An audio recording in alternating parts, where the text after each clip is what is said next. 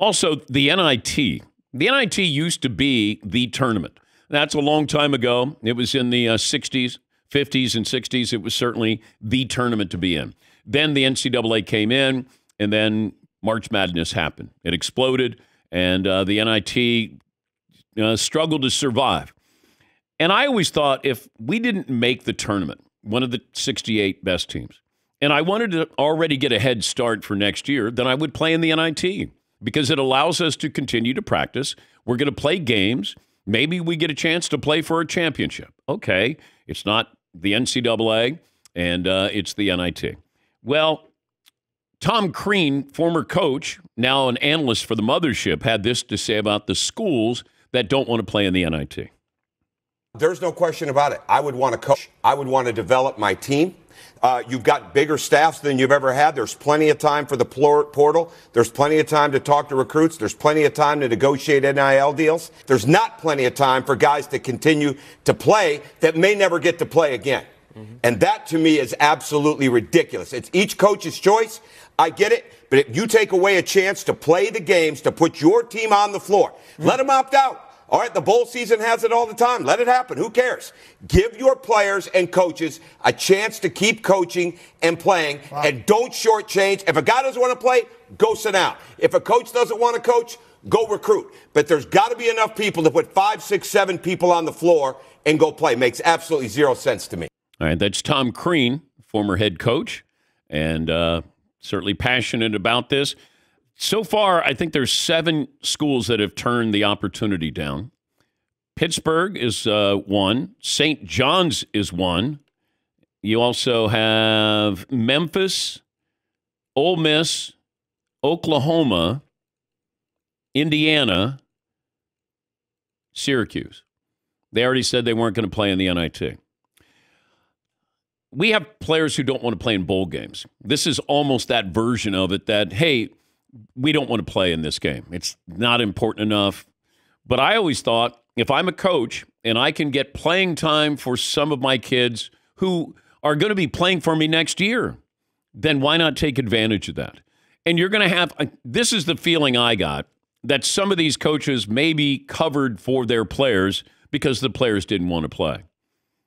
You know, Rick Pitino, he talked about not playing in the NIT.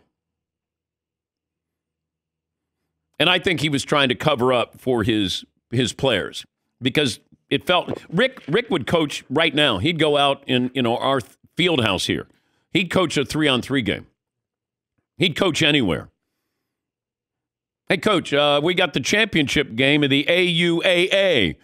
Yeah, I'll be there. What time? He loves to coach. You got a chance to play in the Garden? You're St. John's? You're still building that program?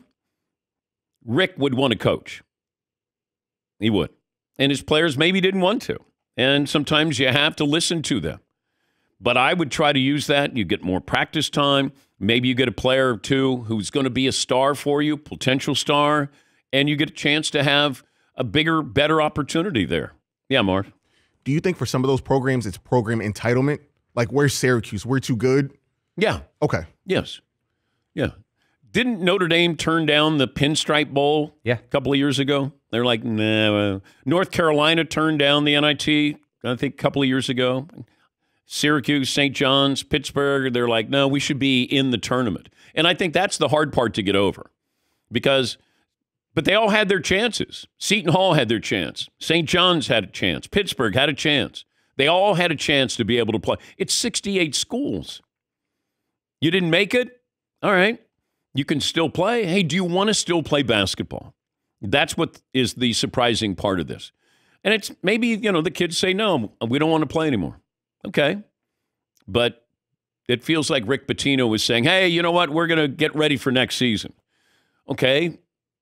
Getting ready for next season would be we can still practice because now they can't. Now their season's over. Yes, Todd. What are you arrogant and too good about? Maybe yesteryear, but you didn't make the tournament, so you're obviously not too good. You didn't make the tournament, and I think it's a no-lose proposition, other than the fact that it looks arrogant to turn down the NIT. If you play well and you destroy everybody, then you're proving to everybody you played with a chip on your shoulder, we should have been in the tournament. If you lose, then that proves even more that you didn't belong in the NCAA tournament if you bow out of the NIT. Yeah, but we see teams, college football teams, when they play in bowl games, and they're not really into it, and then they lose. I can't say, well, that shows that they weren't that good. I mean, you have to want to play. Like, you truly want to play and want to win a championship. It's the NIT. You're playing in New York, Madison Square Garden eventually. That has value to it. And another case, opportunity to showcase your talents if you want to play in the NBA. Yes, Eden. What if the NIT winner was guaranteed a spot next year in the tournament, in the NCAA tournament? Yeah. I don't think the NCAA cares about the NIT.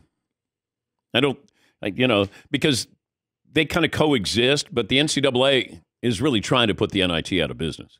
I mean, if they go to 96 teams, they're really saying, NIT, thanks for the memories. Yeah, Paul. Rick Pitino added that one of the reasons they passed on the NIT bid is to focus on the transfer portal because the season is over for them, and because they need 7 or 8 new players for next season.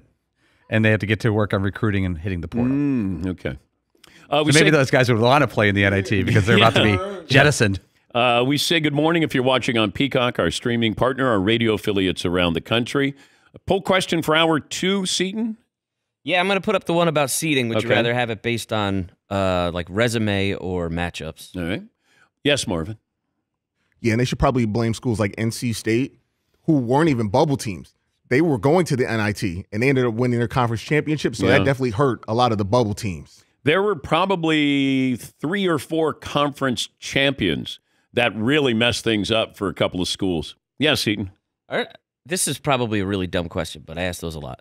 But aren't the NIT and the NCAA tournament all run by the same people? I mean, they're both NCAA tournaments. Yes.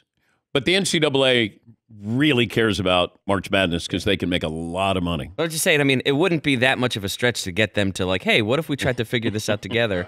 And instead of going to 96 teams, we just make the NIT a little more valuable or something. Yeah, I don't think that's going to happen. Easy with the thoughtful analysis. Yes. Easy. Sorry, you're right. It makes way more sense. Easy with the measured I'm sure they are battling it out with each other to like bankrupt the next. Easy with the measured commentary. Yeah, my bad. Yeah.